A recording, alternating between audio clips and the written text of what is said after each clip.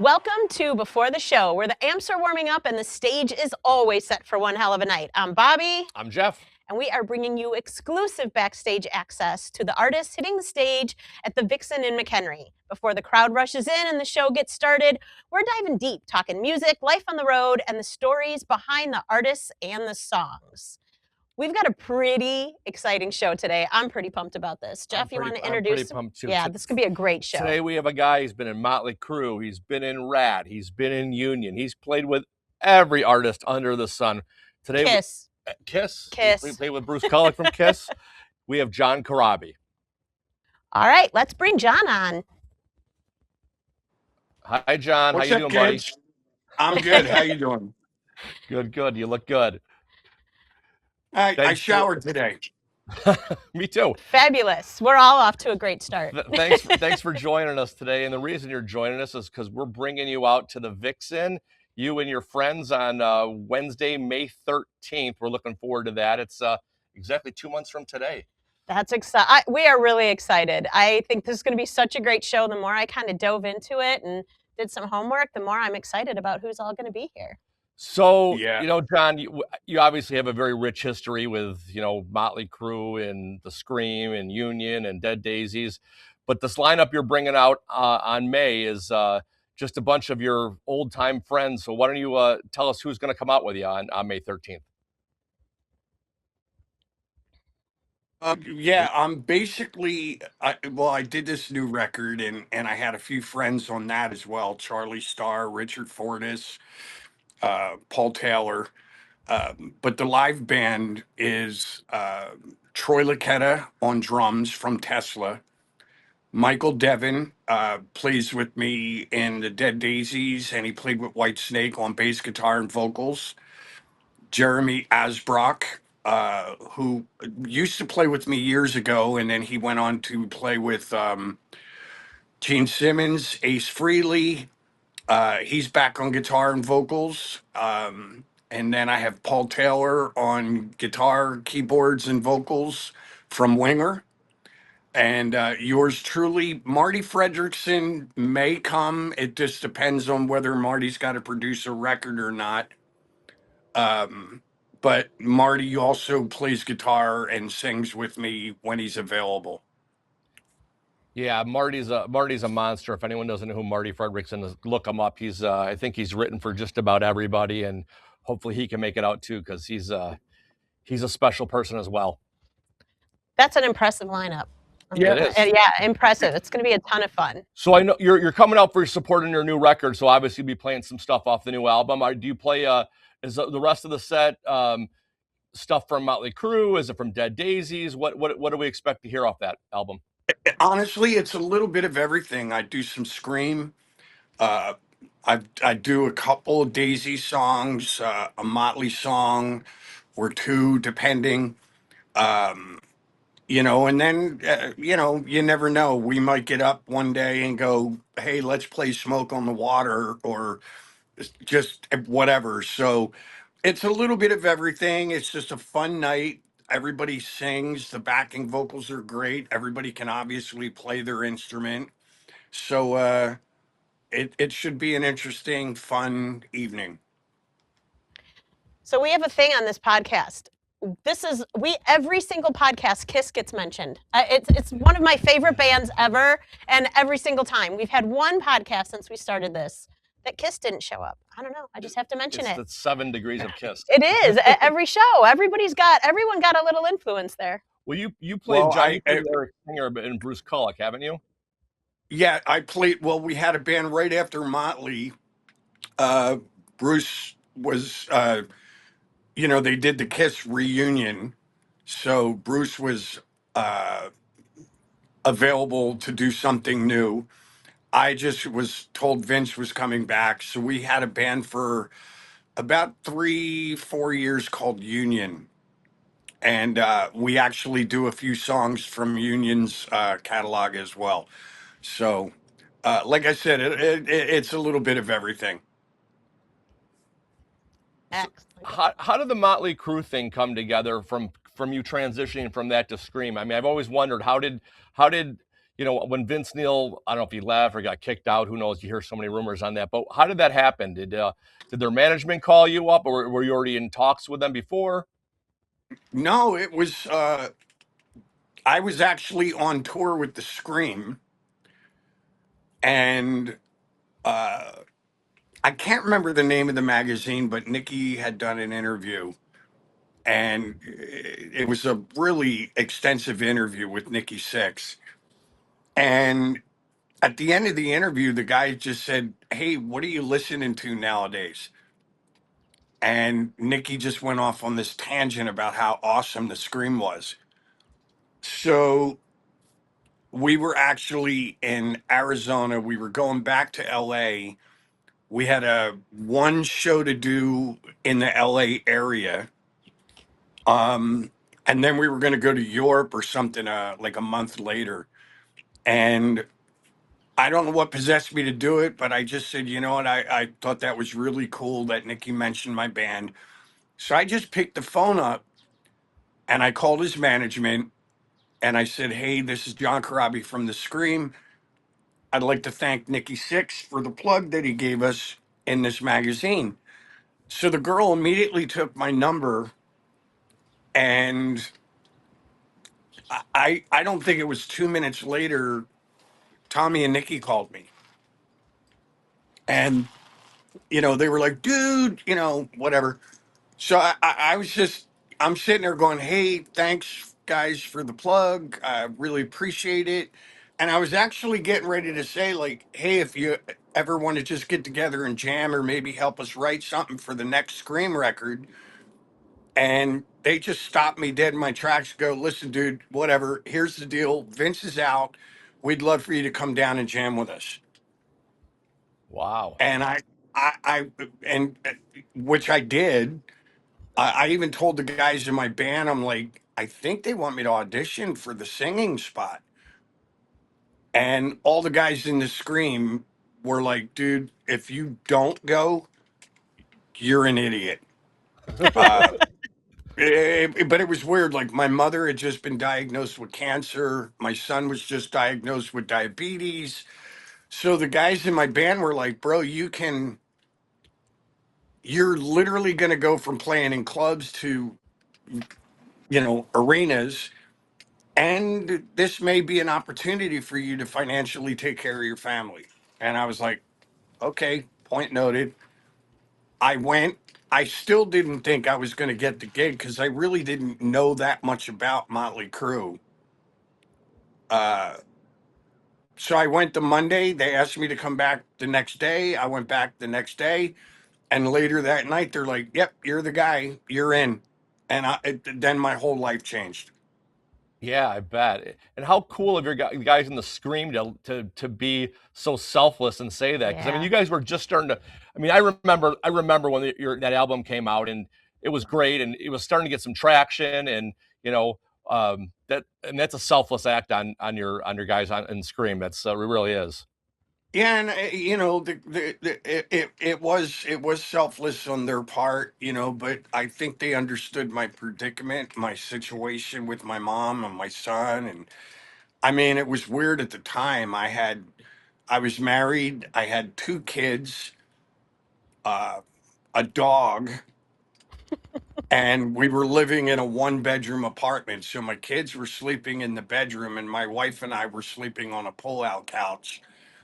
And they were just like, dude, this is going to change your life. Like, so, so on and so forth. I did it onward and upward. And you know, for lack of a better term, it worked out. Everything worked out the way it was supposed to. So, Yeah, it did. I love that album that you did with Crew. It was great, and I was super disappointed when they went back to Vince. But I'm glad you landed on your feet. I've seen you live a couple times. You're a great entertainer, a great guitarist, great singer. Uh, I'm really looking forward to the show. And when I was researching for today, I know a fair amount about you. I've been following your story, but I never realized that you played guitar for Rat. That was the one thing I didn't know about John Corabi, that you played guitar for Rat. How long was that? Was that just like a blip on the radar? well, no, that was it when I was in the band Union. It was like it was kind of a weird, it was like the grunge thing was full blown, um, and we started the band, I believe, in like '98. Bruce and I did a bunch of writing. We recorded the first record. We got a record deal, but at that point, it was weird. Like radio was not interested in doing anything with the Scream or with Union. Uh, so it was weird. We were selling tickets to the shows, but it wasn't translating to record sales. And after a couple years of, making some money, but not like great, you know what I mean? Like we were just kind of struggling financially. Um, and then it was weird. Bruce got an offer to join Grand Funk Railroad, and Rat had approached me about singing for them. And I'm like, nope, I've already bought that shirt once with Mötley Crüe, not interested. But so, uh, but it was funny. I was talking to Robbie Crane, their bass player, and Robbie said, well, you know, yeah, we're looking for a singer, but we need a guitar player as well. I said, well, I could do that, but I'm not interested in singing. Like, and so he's like, all right. So I went over to Warren's house. Warren DeMartini called me and he said, I want you to learn the harmony solo to Round and Round. So I'm like, okay. So I learned the solo. I went over to Warren's house. We sat in his backyard. We played the solo and he goes, all right, you're in. Uh, that I'm like, probably easiest audition ever. And I was with Rat from probably 2000, the year 2000 to 2008. Oh, Jeez. wow. And Well, you didn't I had know? no idea. Jeff. I had no idea Jeff. till I read that. I know. I'm embarrassed, but I didn't know that one. Sorry, John. Yeah, you know what? It's fine. Most of my career, I've been flying under the radar anyway, so nothing surprises me at this point. Well, since you've like played with everybody, and I mean, I think everybody, is there anyone that you haven't collaborated with or played with that's on your bucket list? Like, I haven't played Mhm. with this person and I want to play with them before I wrap it up. Uh, yeah, there's a ton of them. You know, um, I would love to. There's three guys that I would love to write with. One is Jimmy Page. Uh, one would be Steven Tyler, and Yes. then the other would be Paul McCartney. If I could ever write with any of those three guys, you could just put the nail in the lid and call it a day. Just put me on a floater, shoot it a lit arrow into my corpse, and call it a day. Can't Marty make that Steven Tyler one happen for you? I'm working on them. Yeah. Awesome. Awesome. I know as I was doing some research, I saw that you had written a book a few years ago, and I told Jeff, I'm like, with all the people that he has played with and performed with, I got to put that on my list. You know what's funny? I did not want to do it. Uh, this friend of mine, Paul Miles, who actually co-wrote the book with me. Um, I had seen Paul. Paul and I had been friends for quite a while, and he was in charge of this website called Chronological Crew. Uh, so I did some shows in Australia in 2019, and we were sitting outside of this coffee shop, and me and all the guys in my band, the promoter, and they were all asking me questions about Mick and Tommy, and so I was just telling stories, and Paul goes, "Dude, you got to do a book, man. This is like," and I'm like, "No, I'm not interested." Well, then COVID hit the following year, and Paul just called me out of the clear blue, and he goes, "Want to do that book And I go, I don't know. He goes, what else are you fucking doing? Like, just Right. let's. l- I go, oh, okay, yeah. Now that you mention it, so we just sat down and started doing this thing. But I go back to the beginning, like my childhood. There's some crazy things that happened as a kid, um, and just all through the different relationships with women that I was in, the bands that I was in, uh, just some of the sticky situations that I've gotten myself into and out of. Uh, and to be honest with you, it's more about uh, just having that mentality of, you know what, yesterday was a shit day, but you know what, keep working hard, keep moving forward. Today's, yesterday was shit. Today will be better. Tomorrow will be even better than that. So I guess it's just really a tale of perseverance and just keeping your chin up and moving forward. And for anyone who didn't know, it's Horseshoes and Hand Grenades, right? That's the name of the book? Yes, I can thank my dad for that title. Um, my dad, my dad was a very dry, funny, but very dry human being. And I remember two little stories he told me, or two little anecdotes. One is when I was doing the band Union, and I just happened to be telling my dad, I said, I don't know, man. Like, I know I did the Scream and I know I did Motley. I said, but this band Union, we're really getting some great press and people really seem to be into it. I said, I don't know, Dad. I think this could be the one that puts me over the top. I think my ship has finally come in. And I could hear my dad light a cigarette on the other end of the phone. And just in his little delivery, he's like, well, you know what they say, don't you? And I go, no, but I'm pretty sure you're going to tell me. He goes, well, you know, if your ship comes in, don't be at the fucking airport. So I was like, okay, that's hilarious. Well, then later I wound up doing an acoustic record. I did it in 2012 or 13. And what I did was I took maybe 40% of the record and I took some of my old songs and reworked them acoustically. And my dad called and he's like, oh, what are you doing? And I'm like, just finishing up my acoustic record. And he was like, yeah, yeah, yeah. Like, I love when you do acoustic music. I can hear your vocals, I can hear the lyrics. Uh, and he was just going on and on and on about it. He goes, well, what are you going to call the record?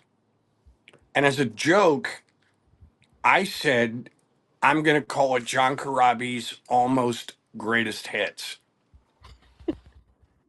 And without missing a beat, he goes, or you could call it Horseshoes and Hand Grenades.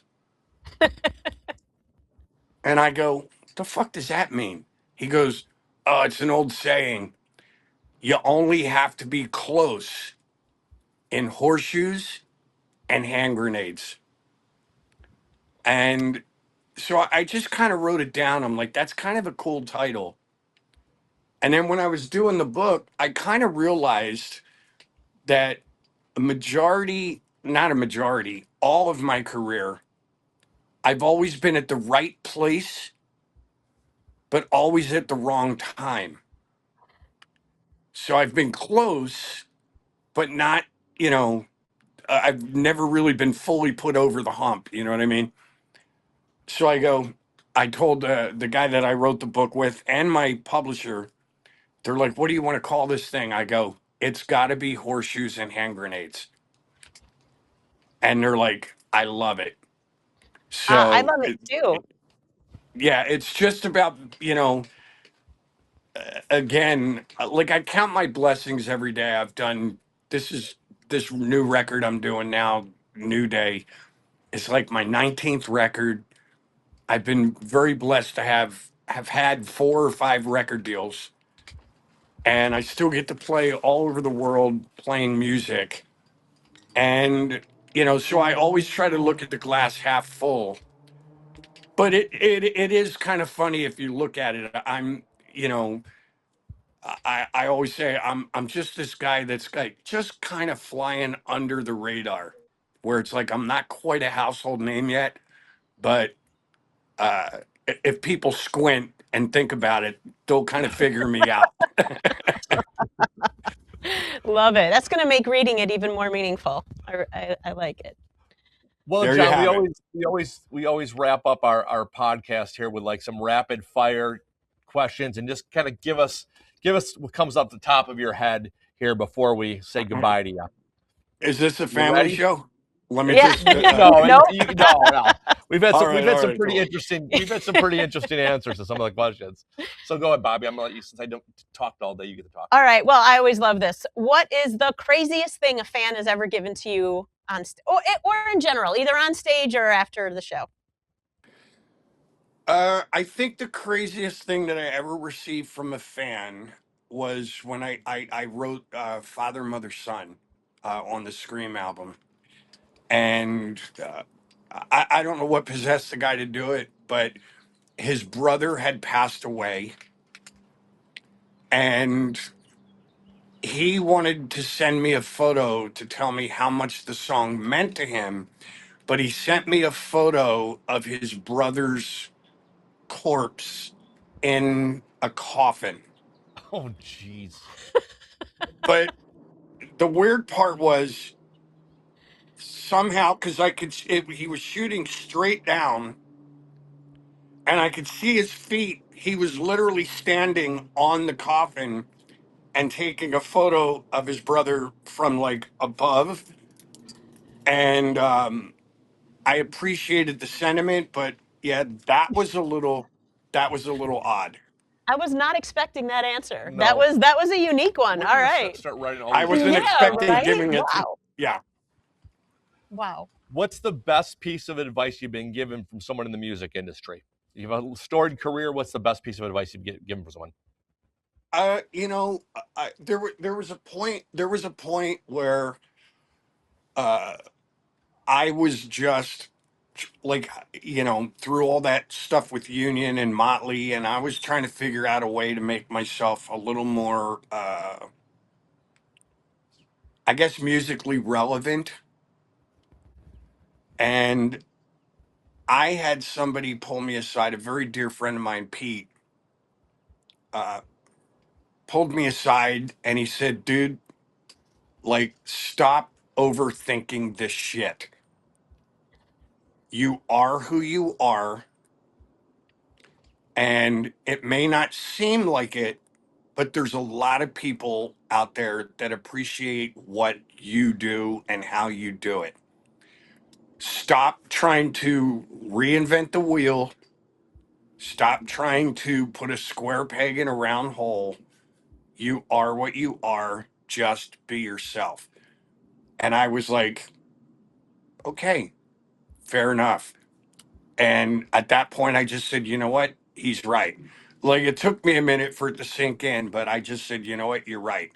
I'm just going to do what I do. And you know what? Even bell bottoms came back into style at some point. So I'm like, I'll wait for that curve. You know what I mean? Excellent. Awesome. I got one more. What do you listen to? What's the last thing you intentionally listen to as far as music goes? You know what? I'm a fan of music from the 60s and 70s. I love I'm not saying there wasn't good stuff in the 80s or the 90s, but to me the greatest era of music was from when the Beatles did Rubber Soul to 1980. Uh all the different bands we had: Deep Purple, Led Zeppelin, Grand Funk Railroad, Jimi Hendrix, Janis Joplin, the Beatles, Stones, Who, the Kinks. Uh, so I find myself always going back to the originators, what I call the originators. So I can tell you right now, the last thing that I listened to, it might still be up on my phone, but I just listened to Grand Funk Caught in the Act. It's a live album from like 1974. It's one of my favorite albums. I was just listening to it yesterday on my motorcycle. So, Nice. Awesome. Love Grand Funk as well. So, Yeah. well, John, I really appreciate you taking the time to meet with us today, and I cannot wait for Wednesday, May 13th, to have you here at the Vixen. You're going to love it. We're excited about the show, and anything you want to close with before we say goodbye? I just want to thank everybody for all the support over the years, and I hope to see them at the show. And you will not be disappointed if you're into any of the music that I've done in the past, and if you're into the new stuff. It's a great band. Uh, you know, you will not be disappointed. Let's come and have some fun. Awesome. And tickets at vixenmchenry.com. And listen, travel, come on out here. We have a lot of people that have been traveling from far for shows recently. So, great little town on the river. Come on out and check this show out on May 13th. Thanks, John. Can't wait, See you. kids. Thank you. See All you. right. Bye-bye. Bye bye.